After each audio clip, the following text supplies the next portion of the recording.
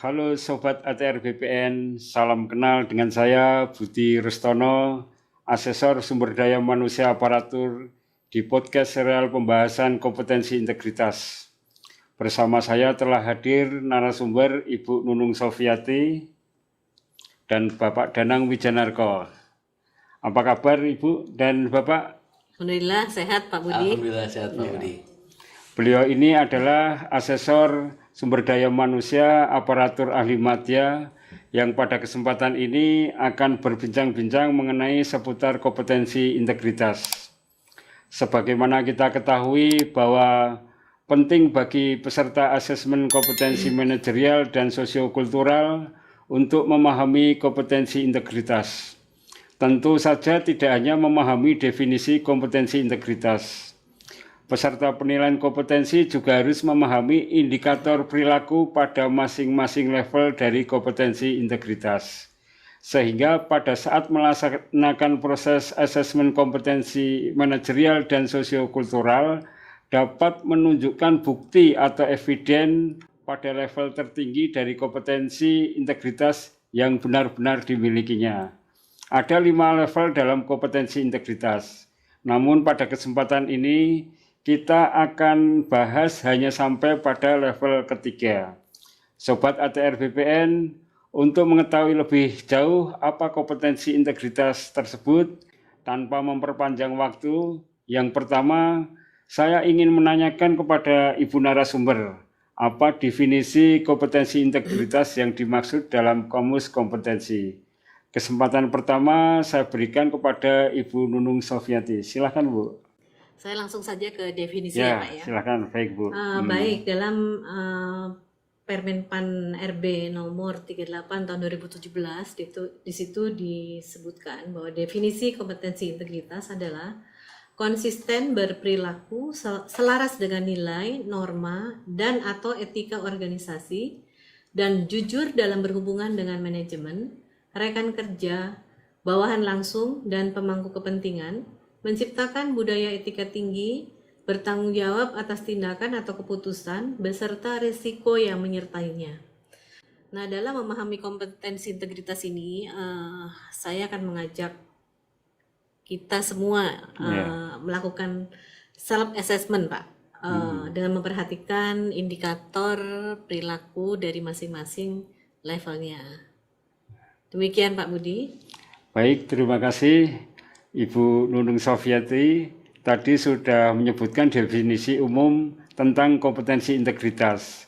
Barangkali Pak Danang bisa menjelaskan kompetensi integritas di level 1 seperti apa Pak Danang? Baik Pak Budi, terima kasih. Nah, di level 1 ini pada kompetensi integritas ini cukup menarik ya Pak Budi ya. Yeah. Jadi dia tuh mampu bertindak sesuai dengan nilai, norma, etika organisasi dalam kapasitas pribadi. Jadi masih dalam diri dia sendiri nih Pak Budi. Di mana di indikator level 1 itu dia bertingkah laku sesuai dengan perkataan atau berkata sesuai dengan fakta. Nah, untuk indikator yang selanjutnya adalah melaksanakan organisasi dalam lingkungan kerja sehari-hari pada tataran individu atau pribadinya. Nah, pada level indikator yang ketiganya adalah tidak menjanjikan atau memberikan sesuatu yang bertentangan dengan organisasi. Jadi bisa dibilang salah satunya mungkin bisa mendahulukan introspeksi terhadap diri sendiri daripada melihat kesalahan orang lain Pak Budi ketika berhadapan dengan kesalahan atau kegagalan dari orang lain itu sendiri. Atau juga bisa melakukan hal-hal yang sesuai dengan yang diperintahkan dari pimpinan nih. Yang diinstruksikan dari pimpinan karena adanya penugasan dan pengawasan dari otoritas yang lebih tinggi. Itu Pak Budi untuk level 1 di kompetensi integritas itu sendiri. Baik Pak Danang, tadi di level 1 ada 3 indikator perilaku Ya, Pak Danang ya. Betul sekali. Baik, selanjutnya mohon penjelasan deskripsi pada level 2 dari kompetensi integritas beserta indikator perilakunya. Silahkan Bu Nunung Sofiati. Baik, terima kasih Pak Budi.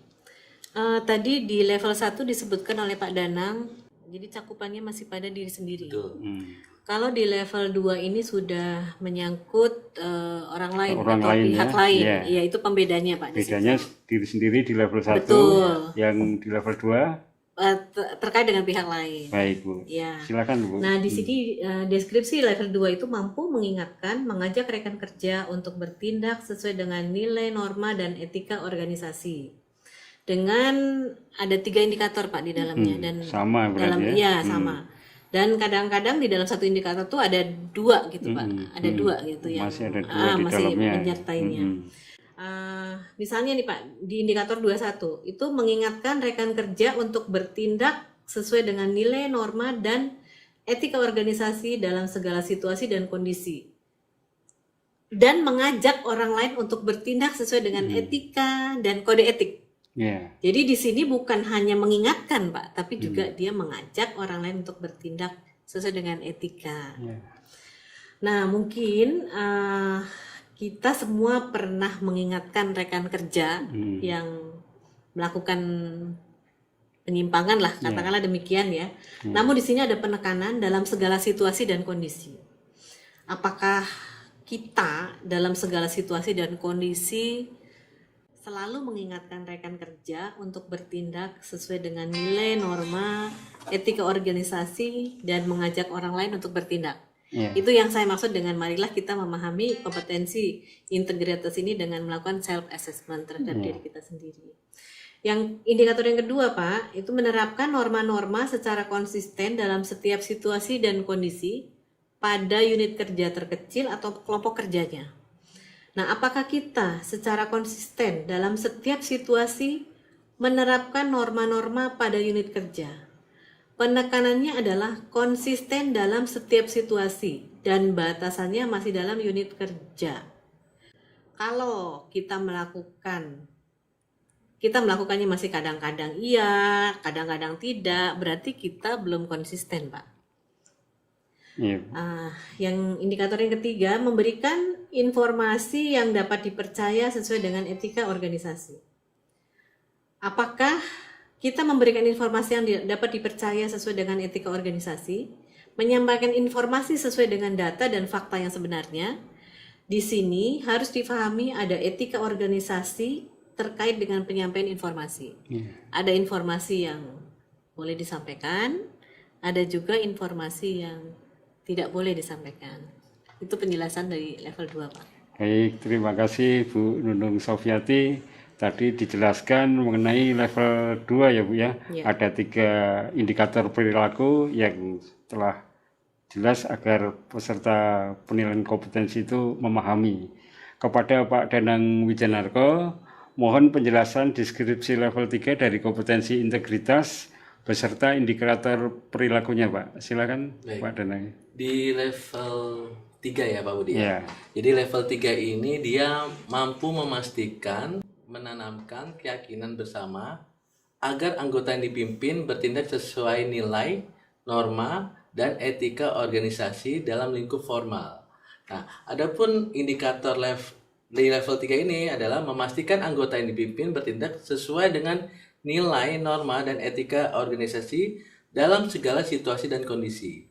Nah, indikator selanjutnya adalah mampu untuk memberikan apresiasi dan teguran bagi anggota yang dipimpin agar bertindak selaras dengan nilai, norma, dan etika organisasi dalam segala situasi dan kondisi. Nah, indikator yang terakhir adalah melakukan monitoring dan evaluasi terhadap penerapan sikap integritas di dalam unit kerja yang dipimpin. Jadi level 3 ini setara dengan unit kerjanya Pak Budi.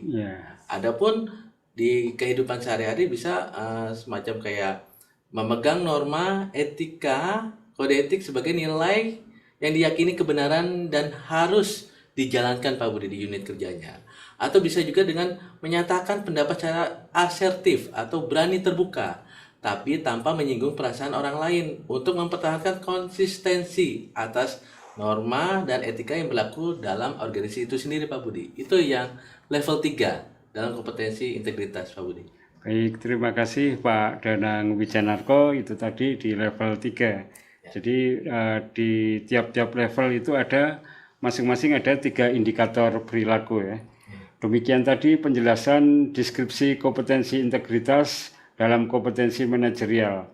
Sebelum kita tutup, barangkali ada kiat dari para narasumber agar ASESI ini bisa lebih sukses dalam melaksanakan atau mengikuti kegiatan asesmen kompetensi manajerial. Yang pertama dimulai dari Ibu narasumber, Ibu Nunung Sofiati. Silakan Bu. Ya, terima kasih Pak Budi. Ini mungkin juga bertanya-tanya ya. ASESI itu bertanya bagaimana sih cara saya itu sukses dalam dalam asesmen itu. Kalau menurut saya sih mungkin begini Pak. Yang dikatakan sukses itu adalah bahwa ASESI itu mampu menunjukkan level perilakunya dia yang tertinggi gitu. Jadi dengan demikian itu dia dinyatakan memang memenuhi standarnya atau bahkan bisa melampaui dari standar yang ditentukan.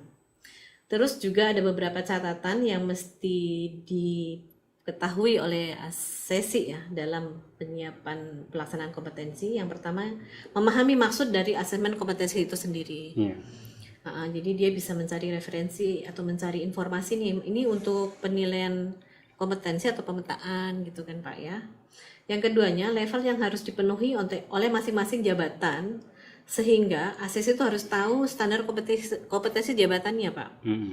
Terus catatan lainnya mengenai metode dan instrumen asesmen. Jadi dia sudah menyiapkan diri, kira-kira dia punya gambaran nanti dalam melakukan asesmen itu dia mau menggunakan instrumen apa saja gitu. Iya, dia mungkin bisa punya mencari informasi dulu. Kan kita banyak tersedia ya dari media sosial itu. Jadi bisa jadi misalnya menggunakan instrumen LGD atau dia analisis kasus. Ya, betul, atau instrumen lainnya gitu. Atau mungkin wawancara gitu. Menurut saya itu saja Pak dari saya Pak. Baik, terima kasih Ibu Nunung Sofiati. Untuk selanjutnya Pak Danang Wijanarko Pak, silakan. Ya, kalau saya sih menurut pengalaman yang saya perhatikan ya dalam penilaian kompetensi. Jadi saya sering menemukan tuh peserta itu canggung terhadap seniornya.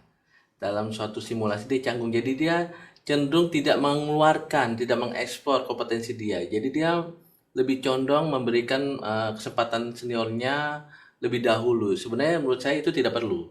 Jadi menurut saya lebih baik menunjukkan kemampuan dia dalam suatu simulasi itu tanpa canggung terhadap seniornya seperti itu. Jadi itu canggung senior itu merupakan jadi batasan bagi dia untuk bisa mengeksplor Pak Budi terhadap kompetensi yang dia punya. Itu Pak Budi. Terima kasih. Dari penjelasan narasumber dapat saya simpulkan bahwa level 1 itu cakupannya diri sendiri, level 2 terkait dengan tim kerjanya, dan level 3 menyangkut unit kerjanya. Dalam memahami kompetensi integritas, saya mengajak kita semua melakukan self-assessment dengan memperhatikan masing-masing indikator perilaku. Kami mengucapkan terima kasih kepada narasumber yang telah menyampaikan materi dan Sobat ATR BPN yang telah menyaksikan serial Bincang Asesor seputar kompetensi integritas. Sampai ketemu pada serial selanjutnya. Jangan lupa untuk like, komen, dan subscribe Sobat ATR BPN. Wassalamualaikum warahmatullahi wabarakatuh. Salam sejahtera buat kita semua. Salam sehat, sampai jumpa. PPSDM Road to Korpu. PPSDM mencetak ASN muda unggul.